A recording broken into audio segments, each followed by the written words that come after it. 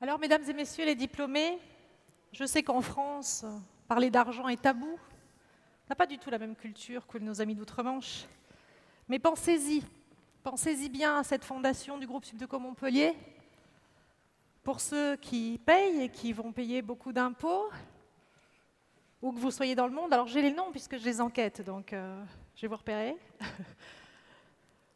Pour ceux qui n'ont pas de crédit à rembourser, les apprentis, ah bah ouais.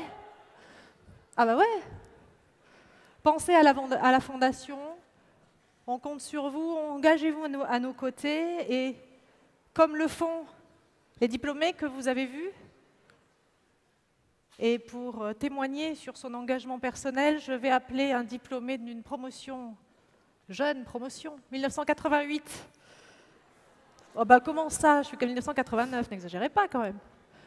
Il est membre du comité exécutif de la Fondation. J'appelle sur scène à me rejoindre Monsieur Yves Christol, directeur des activités points de vente et professionnels de la société Royal Canin.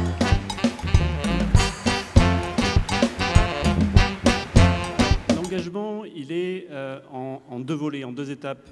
L'engagement que vous pouvez tous avoir en sortant de cette école et avec quand même la chance de sortir de cette école-là, c'est un engagement personnel, c'est sûr. Certains d'entre vous m'ont vu à des entretiens pour entrer. D'autres me voient au jour le jour dans l'entreprise, chez Royal Canin. On a quelques apprentis. D'autres m'ont vu en intervention. Mais au-delà de ça... Les marketeurs. Il y en a qui ont gardé des bons souvenirs ou des mauvais souvenirs. Mais au-delà, vous pouvez engager vos entreprises, à quelque niveau que vous soyez dans l'entreprise. En entrant dans votre entreprise, vous pouvez commencer à voir comment fonctionne l'entreprise. Et quand on parle de la Fondation, nous avons besoin, et Royal Canin est là depuis le début en tant que membre fondateur pour la Fondation, nous avons besoin de connaître les entreprises et de savoir à qui s'adresser pour récolter le fameux million dont on vous a parlé. Alors, Royal Canin, nous avons plusieurs choses à faire avec la Fondation. D'abord, nous sommes membres fondateurs, et ensuite, nous allons apporter du savoir-faire, de la compétence. Voilà. Donc cette compétence, on va l'apporter avec des coachs qui travaillent pour nous, et nous allons former des étudiants à aller chercher de l'argent pour cette fondation. Oui, on peut parler d'argent en France, surtout quand c'est pour une fondation qui travaille pour l'innovation pédagogique. Et quand je vois les métiers que vous avez aujourd'hui, ils sont très largement différents des métiers que j'ai faits au début. Donc on a besoin d'innovation pédagogique, et puis on a besoin de diversité. Royal Canin fait partie du groupe Mars. Un des fondements du groupe Mars, c'est la diversité. Voilà, alors je vous engage dès demain, ou peut-être dès après-demain, dans vos entreprises, à savoir qui a les cordons de la bourse, à savoir qui a cette démarche humaniste. À quelque poste que vous soyez, vous pouvez jouer quelque chose pour la Fondation. Merci. Merci.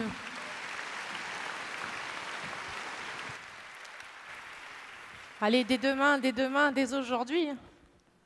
Dès aujourd'hui, vous vous rendez compte que si les 6000 diplômés donnent, allez, pour les plus jeunes, 10 € par an, pour les plus vieux, 100 €. Bon, Guylaine, pour nous, ça va être un peu plus lourd. Bah écoutez, on arrive très vite à 100 000, 150 000 €. D'ailleurs, dès ce soir, pour ceux qui le souhaitent, sachez que vous pourrez acheter votre habit de lumière, que vous pourrez remettre, ça changera des habits de cow-boy pour les fêtes d'Halloween. Hein. J'ai un souvenir d'un carnaval apprenti qui était quand même pas triste. Vos toges et vos toques sont en vente ce soir au bénéfice de la Fondation, pour l'égalité des chances, pour aider vos petits camarades pour nous aider à régler combien? 40 €. 40 €, j'ai entendu combien? 40 € votre toque et votre toge au bénéfice de la Fondation. Alors vous êtes nos diplômés, vous êtes nos ambassadeurs, et vous devez nous aider à défendre l'ensemble de ces valeurs. Je souhaiterais que vous entendiez M. Christophe Daubier, président de la Fondation du groupe Subdeco Montpellier.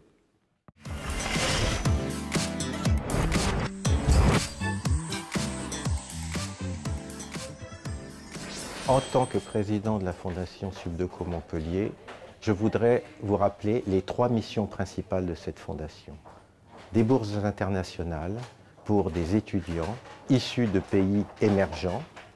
Ensuite, la possibilité de faire appel à la fondation afin de créer donc des entreprises pour les jeunes diplômés.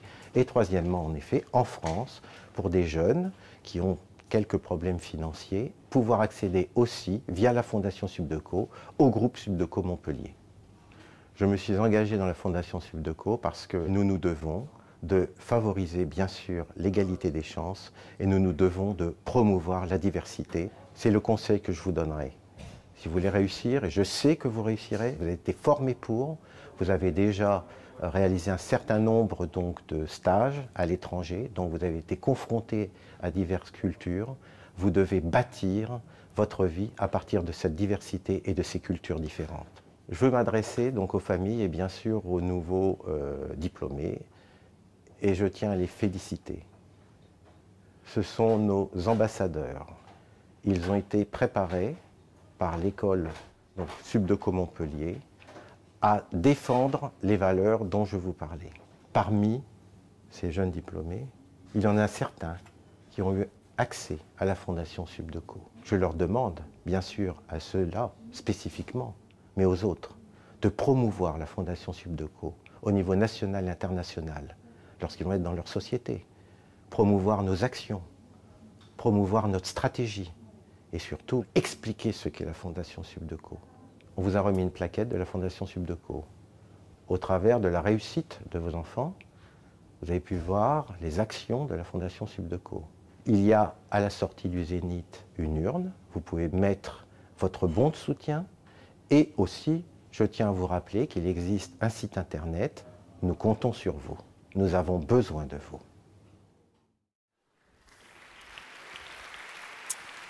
Merci. Alors maintenant, on va mettre un peu la lumière sur quelque chose qui est une nouveauté, c'est-à-dire que cette année, quand vous allez venir récupérer vos diplômes de master, il va y avoir 2 étudiants qui l'ont suivi par la VAE, c'est-à-dire la validation des acquis de l'expérience. L'année dernière, il y en avait un, maintenant il y en a 2.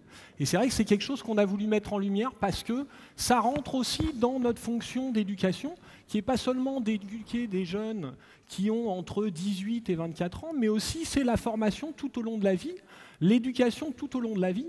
Et là, on a effectivement 2 personnes, Stéphane Cortadelas et Claude Stefanovic, qui sont des gens qui sont plus âgés que vous, qui ont eu des trajectoires professionnelles assez brillantes en France ou à l'international, qui sont effectivement inscrits pour cette VAE, qui a consisté à un suivi pendant une année par un conseiller finalement validation des acquis de l'expérience qui leur a permis de monter tout un dossier.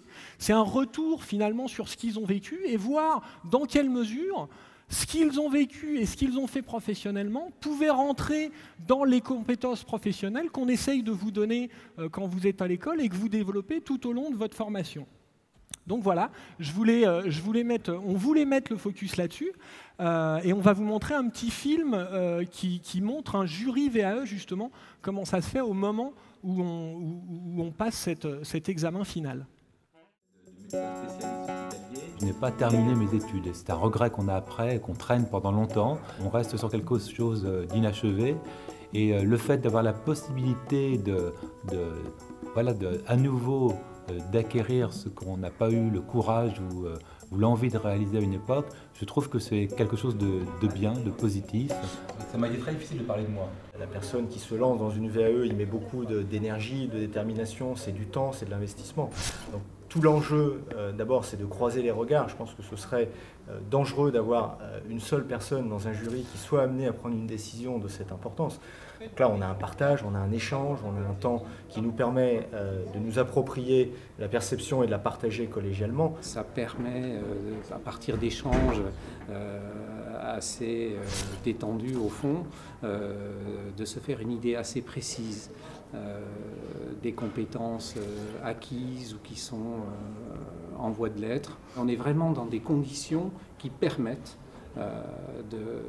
d'aller au fond des choses et de les faire bien. Donc de ce point de vue-là aussi, c'est un exercice réussi. Notre dernier grand partenaire entreprise, on a parlé tout à l'heure du premier, le partenaire historique, la Société Générale. Aujourd'hui, on peut parler d'une entreprise américaine qui s'appelle Bose, qui est, pour ceux qui s'y connaissent un peu dans tout ce qui tourne autour du son, c'est les leaders dans leur domaine, hein, ils sont vraiment excellents. Et c'est vrai qu'ils nous ont rejoints cette année. Et le directeur général France va témoigner de ça parce qu'il a eu aussi un coup de cœur et on avait envie de l'entendre vous parler du groupe.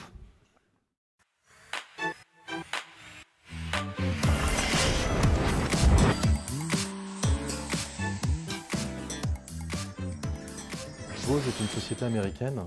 C'est une très belle aventure. C'est une société qui a été créée en 1964 par Amar Bose, qui est toujours à ce jour propriétaire de l'entreprise, avec la possibilité de développer un centre de recherche qui, à aujourd'hui, est le plus grand centre de recherche du monde, avec plus de 1000 chercheurs en acoustique. L'association Bose et Subdeco Montpellier, c'est quelque chose d'intéressant parce que Bose est très très proche aux États-Unis du MIT. Il y a beaucoup d'associations avec cette grande université de Boston. La volonté du groupe est de se rapprocher de groupes ou d'engineering, d'écoles d'engineering ou d'écoles de commerce. Vous imaginez bien qu'une société comme nous, on est démarché par toutes les grandes écoles.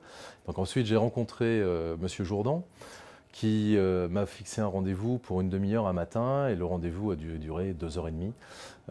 C'était juste extraordinaire, et donc forcément après, j'avais envie d'aller voir sur place ce qui se passait. Donc j'ai eu le plaisir d'aller à Montpellier et de faire un cours pendant 4 heures que j'ai trouvé beaucoup trop court. Donc la prochaine fois, on essaiera de faire un peu plus long. Et on va développer cette collaboration entre Bose et Subdeco Montpellier. Alors le 24 octobre, nous descendons avec notre vice-président Europe, qui va faire une intervention dans le Grand Amphithéâtre sur 2 sujets d'actualité chez nous et d'actualité globalement sur le marché. C'est la conduite du changement et la mise en place d'organisations matricielles. Ce que je souhaite dire aux diplômés, la première chose, c'est bravo. Bravo pour ce que vous venez de réaliser. Vous sortez d'un parcours qui n'a pas été facile, mais vous sortez avec un beau diplôme, d'une belle école. Donc vous allez trouver des emplois sans aucun souci.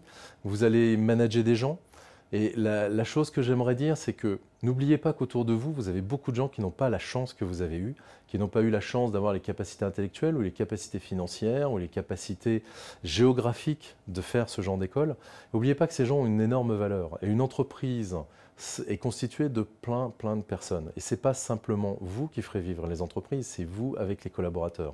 Donc gardez en tête que vous avez un diplôme fabuleux, vous avez une école extraordinaire derrière vous, mais vous aurez besoin de tous ces collaborateurs qui sont tous une valeur inestimable pour vous, pour l'entreprise et pour votre carrière.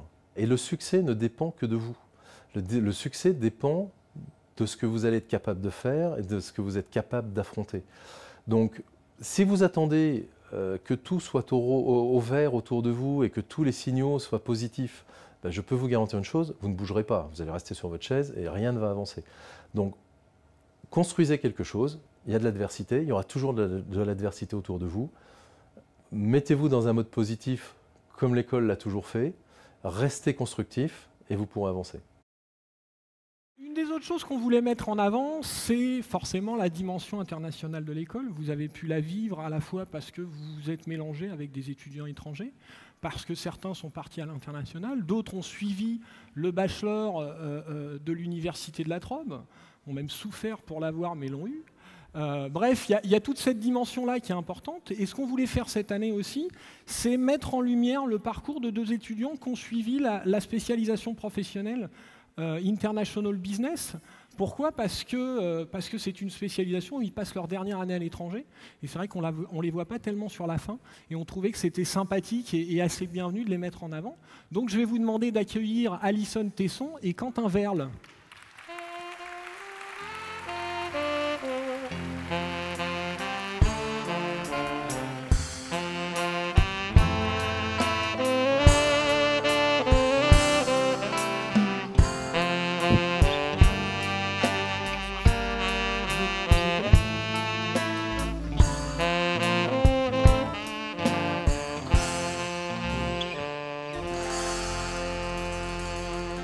Alors, honneur aux femmes, forcément.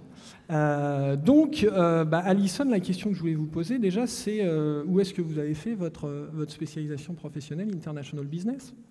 Donc, ma 3e année de césure, j'ai eu le plaisir d'occuper un poste dans une start-up américaine à San Francisco, en Californie. et la dernière année à l'Université Laval de Québec au Canada. D'accord. Qu'est-ce que vous en avez retenu de cette spécialisation professionnelle, de cette année à Laval, de cette exigence académique et de cette expérience culturelle? Je dirais que le plus gros enseignement que j'ai tiré de toute ma scolarité en fait, avec l'ESC Montpellier, c'est qu'il faut toujours croire en soi et faire ce qui nous correspond. Et j'ai vraiment choisi un parcours qui me correspondait à moi et je ne regrette pas d'avoir fait ce choix. Merci. Sous les applaudissements de la foule. Quentin, je vais vous poser la même question. C'est où vous avez passé votre dernière année? J'ai passé ma dernière année au Texas. J'ai fait un MBA International Trade. Voilà. Qu'est-ce que vous en avez retiré de cette année et qu'est-ce que ça vous a apporté? Une belle ligne sur le CV. Et ça m'a surtout permis d'accéder à mon premier travail rapidement. Et c'était l'objectif. Et aussi de m'amuser un peu là-bas. Oh là, faut pas le dire, c'est attention, il y a les parents. Non. Bon, bah écoutez, merci Alison, merci Quentin, et puis à tout à l'heure.